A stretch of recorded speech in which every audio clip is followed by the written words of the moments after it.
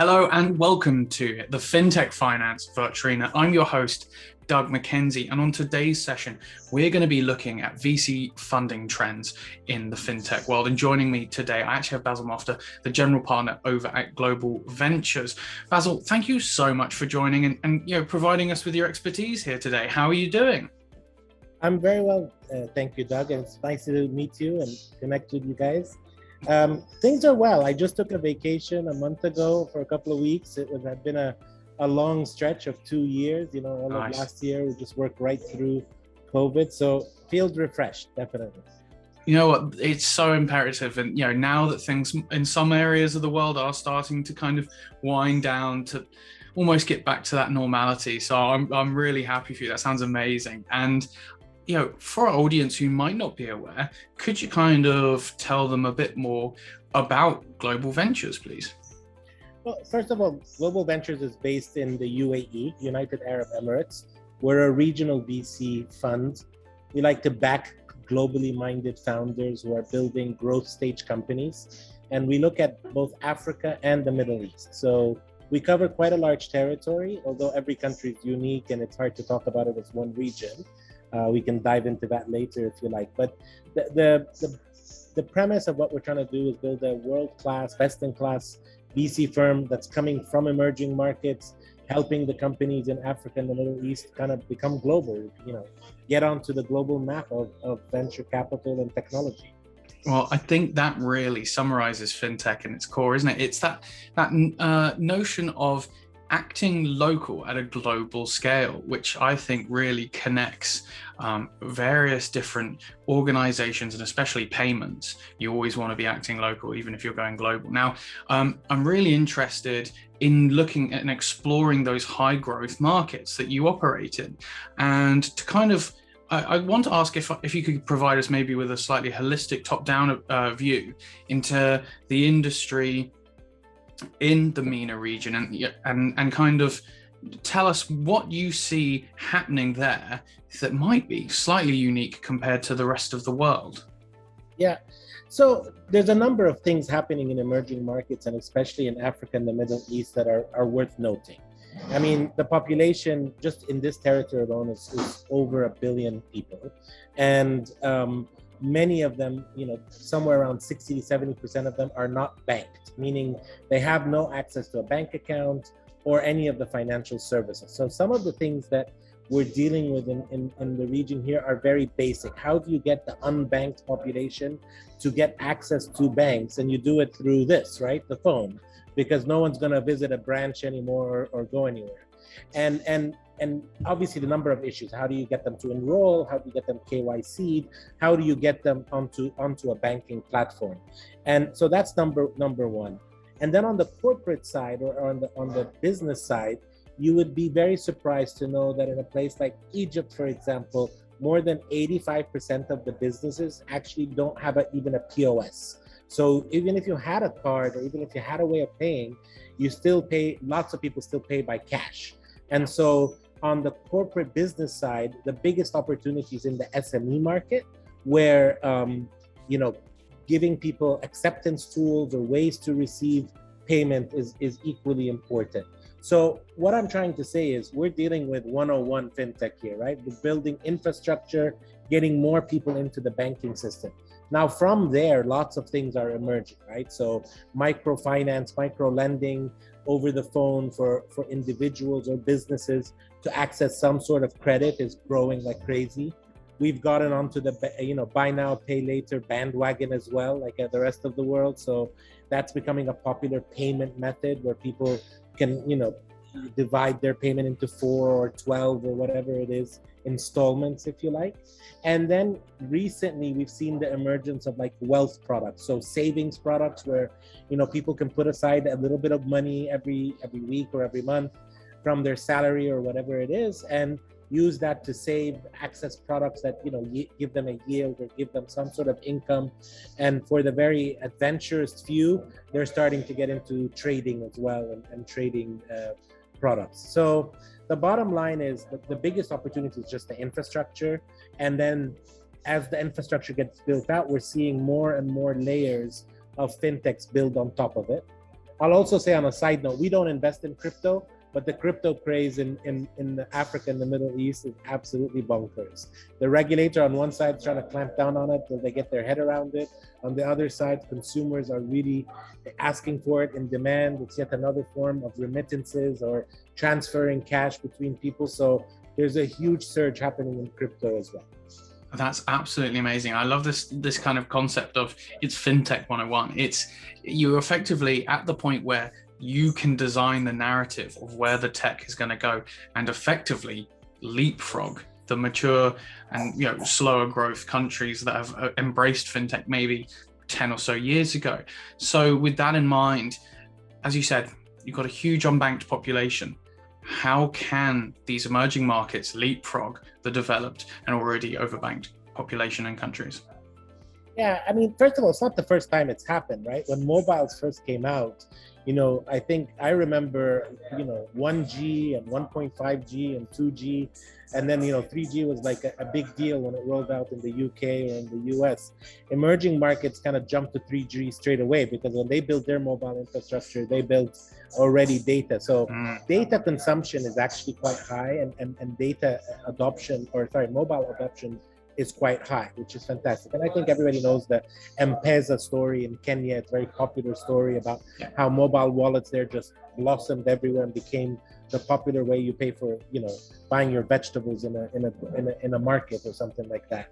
But how do you bring people in? You have to think about how money flows. And the source of a lot of it is through businesses and through consumer or services of different types. So on the one side, a lot of fintechs are approaching companies and helping them issue pay cards.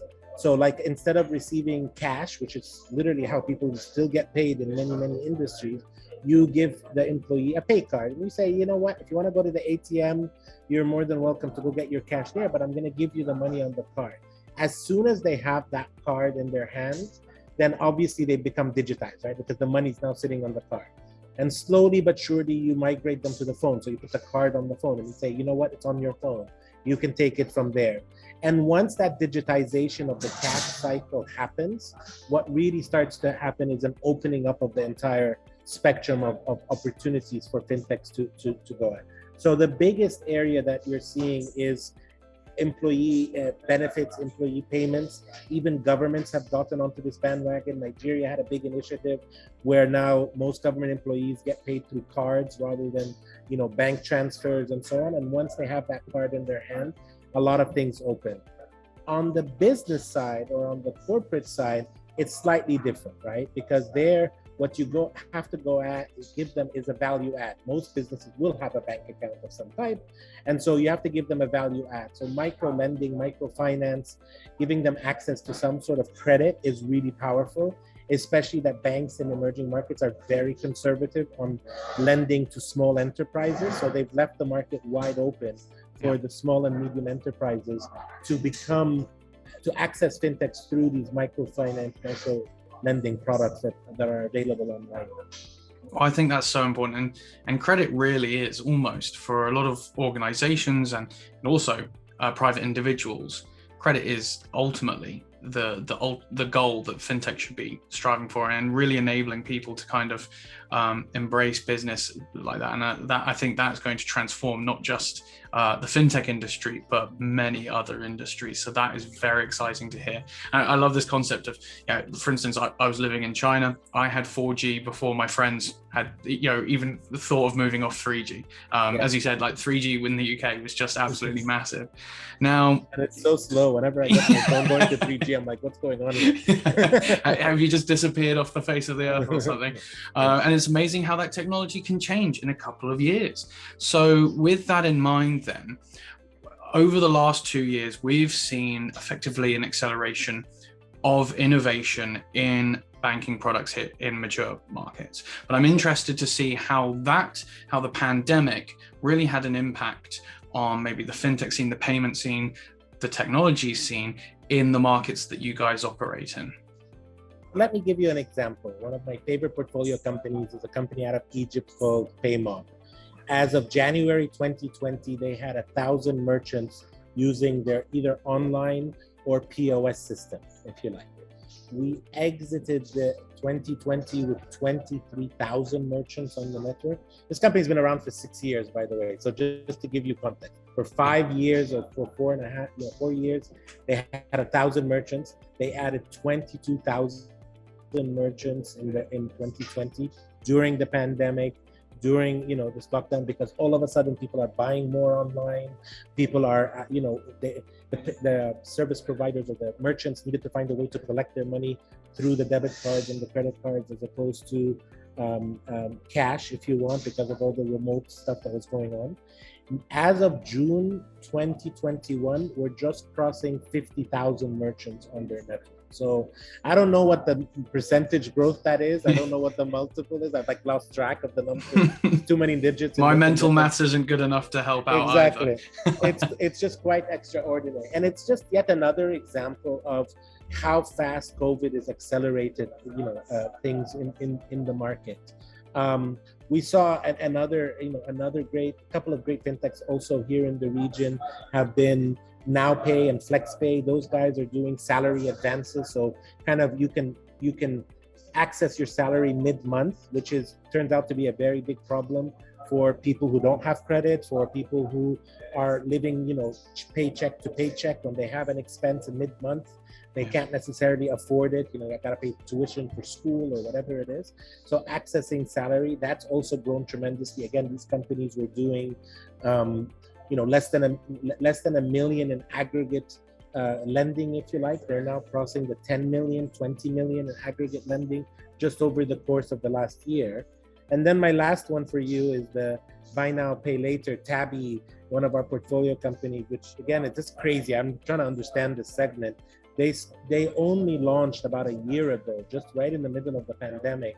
And last month they did over $20 million of lending in just that month, right? Wow. So it's compounding super fast. They've brought on a ton of merchants. And again, COVID has impacted people's earnings, people's savings. Lots of people are finding it difficult to make payments. So having the ability to do installments means for those bulk purchases, if you're buying furniture, if you're buying something of a large ticket size, having it paid over 4 months or 6 months is really helpful, and it really solves a problem for a lot of people. Yeah, and you know what? I think it could even go as far as changing. This almost sounds grandiose, but society, and the fact that we're so used to, it's almost like the accountant dilemma, waiting to the end of the month. Suddenly, it's this kind of mad rush to get to the next payday. Suddenly, when you can change that narrative and you can access capital when you need it, even when you're working, that's going to change so many people's lives. And I think going back to the whole nature of fintech, that's so important to hear. And I love hearing stories like that. Now, we're hearing all about this brilliant innovation, this absolutely huge growth from some of these organizations that you're working with. I'm interested to see how you guys at Global Ventures look to partner with these organizations, because there's so much innovation flying around. How do you catch your eye on something? What's the kind of, take us through the process? Yeah, it's a great question. And I think there's a lot of elements to that. I mean, first and foremost, just to be clear, right? To find great businesses to invest in emerging markets is a challenging job, right? So we have about 12 companies we have 30 companies in total, 12 companies that are fintechs, if you want, in the portfolio. So we've gone long on fintechs for sure, in terms of allocation. And we probably met over 250 companies. I don't know the exact figure off the top of my mind, but must be in that order of magnitude of firms that we've met and spoken to, and entrepreneurs. And the lack of talent in the region is definitely a big issue, right? So yes, you may meet a great founder, but it's how they are able to recruit other great talent with them in the organization can be a challenge. But we have an HR person at Global Venture. She's dedicated, MENA. She's dedicated to, working with recruiters, helping scour for, CVs, finding the talent, and then we're always in a little bit of a dilemma, like which company should we send it to, right? But we try to kind of be fair with everybody to bring them new talent, fresh talent, if you like, that can work. And that can be everything from the engineering level to the C-suite, so CFOs, CMOs, and other types of roles that you need when you're growing at such a speed, and you need to have the right people around the founder. We work a lot with international investors, helping them raise their knowledge about investing in emerging markets, because many of them have complained about the valuations they're now seeing in Europe and in the US, and how those have gone astronomical. So they're kind of going, all right, maybe we should look in other markets. But when they come to emerging markets, they're obviously they need to be not educated, but they need to understand the context in which they're operating. How big is the opportunity? How big is how do you invest? What are the types of ways of governing and organizing these companies and structuring them? Regulations, what is the regulator? What's their view on fintech? Not everywhere is the regulator as open-minded as you would in the UK, for example. So we do a lot of that with the external investors, but it also means with the company, we're putting in place procedures around governance. So a lot of times we're organizing how the board works, getting an independent on the board, just materials and making sure that the company and the founders understand the obligations, the responsibility, the type of transparency and governance that they need to be successful on the global stage. And, we just invested in, and we announced an investment in a company in Nigeria called TMAPT. And TMAPT is, again, from a year ago was, a couple $1 million of revenue. Now they're doing over $30 million of revenue. They're just exploding in terms of the growth. But a lot of the work is, let's make sure we put an independent on the board, right? Let's bring someone who understands that, because international investors definitely care about that as they look towards emerging markets. Well, with that in mind, looking out to getting external investors potentially from the West, have you seen an influx because of this high growth, this exponential kind of adoption of mobile-based technologies? Have you seen an influx of I want to say Western funding into these emerging markets? And has their approach been wrong when they've looked to the region typically? That's a controversial question. There's a couple of parts to it. So first of all, the first answer is it's all about the CAC, honestly. So the cost of acquisition. Cost of acquisition in emerging markets is still significantly lower. So we see things in, a few cents up to a few dollars. Maybe if something's really expensive, we'll get into the $20, $30 cost of acquisition. When you compare that to the UK or the US, you typically see cost of acquisition that are triple digits, hundreds of dollars to acquire a new user and to bring them on board. And clearly, I think investors are right to chase markets where the cost of acquisition is lower, because the return on investment is better. I mean, you can do the math and it's not very difficult to figure out from there. So I do think so. Valuations as well, is just, I'm at a loss to understand where valuations are headed at this point, but it's maybe a discussion for another time. But the reality is valuations in emerging markets are lower, or there's a discount, if you like. Some people would say arguably it's correct because of the risk, because of other factors. I think actually it's a great gap. It's an arbitrage in my mind, because emerging markets, what we're doing, again, to where I started this discussion, are doing some very basic things, right? So we're just bringing people into the banking system. We're not trying to be fancy trading systems or crypto exchanges. We're just trying to do the basic stuff. So you have a very reliable business model.